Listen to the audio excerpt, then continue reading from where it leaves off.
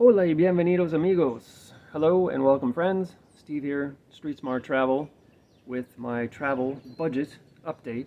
These are the numbers for July 2025. Everything that I spent in the month of July down here. Right now I'm house sitting on the north coast of Ecuador on an island, taking care of the dogs in the house, which very little overhead here. Very peaceful, tranquil, amazing. Loving it up here. But for the month of July 2025, my entire outlay financially, drum roll please, just under 107 US dollars for the entire month of July, which comes out to $3.45 US a day for everything. I just take a minute and think about how much money you spent in the month of July. Food, accommodation, rent, mortgage, whatever it is, transportation, entertainment, everything. Under 107 US dollars for the entire month of July. For those Canadians amongst you, my fellow Canucks, that comes out to just under 146 Canadian dollars on the month, or just over $4.71 Canadian a day. I know how far that would get me in Canada. Not a month, right? Maybe a day. I've been watching a bunch of videos on YouTube, compilations of younger people mostly in Canada, these ones, talking about the price of living, and especially going to the grocery store or going to buy a coffee or rent, and just saying how much things cost. And it's amazing. I've been down here over 2.5 years, and these numbers don't make any sense to me, as they don't to people in the West, and again, specifically in Canada. One of these videos actually asked if we're seeing hyperinflation in Canada, and I had to laugh because, not because it's funny, but because hyperinflation is a very different thing. Let's say a kilogram of coffee costs 10 bucks at whatever grocery store, right? Just throwing out some numbers. You're looking at shrinkflation, whereby the new package might be 900 grams, but it's still 10 bucks. So the item looks the same, but you're getting 10% less, still have to pay the same price. That's shrinkflation. That's definitely happening. Inflation, also definitely happening. Prices were here a couple of years ago, and they've crept up, and now they're here. Like, oh, inflation's slowing down. Okay, but they don't move. Those numbers don't move from here. They just stay here. Or inflation is slowing. Okay, but they're still going up, and they're going up from a higher base. They're not coming back down here. Right? I hope they do. I really hope they do, but I don't see any mechanism where that's even possible.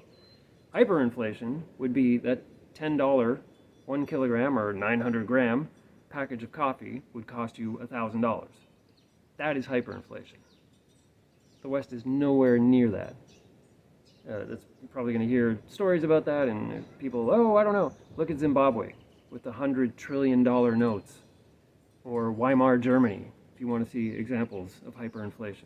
The West isn't there. And if it does hit the West, you're looking at the end of Western civilization as we know it. You do not want to live in a world of hyperinflation. It's a big part of why I sold all my stuff and came down here. Inflation is a thing, much lower, cost of living much lower. Like I said, 107 US dollars last month for the entire month. And most of that cost, honestly, was just getting to the coast, transportation and a night in a hotel and food.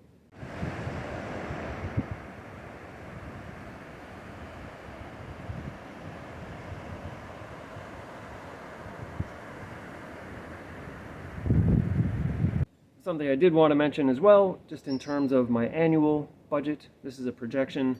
I took the numbers from January 1st through the end of June for this year and doubled them, just to give me a ballpark number so I can tell you this is basically what I expect to spend for an entire year of living down here in Ecuador.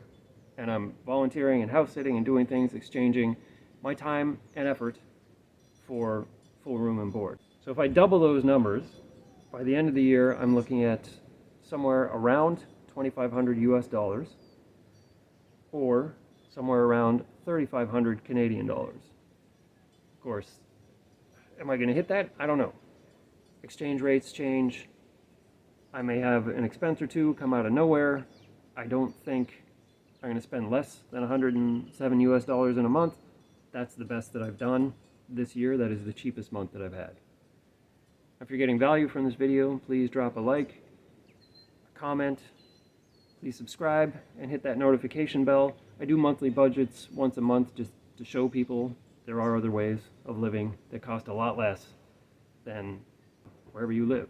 Right? I know, I'm born and raised in Toronto. I get it. Right? I got out of Toronto a few years ago because I could see nothing good is on the horizon. If you're struggling financially, just know that if you have a valid passport and no criminal record, the world's your oyster. There's a lot of places you could go that cost a lot less to live.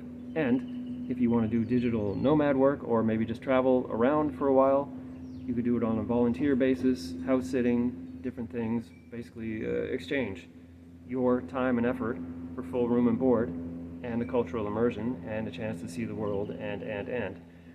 This economic idiocy will blow over at some point.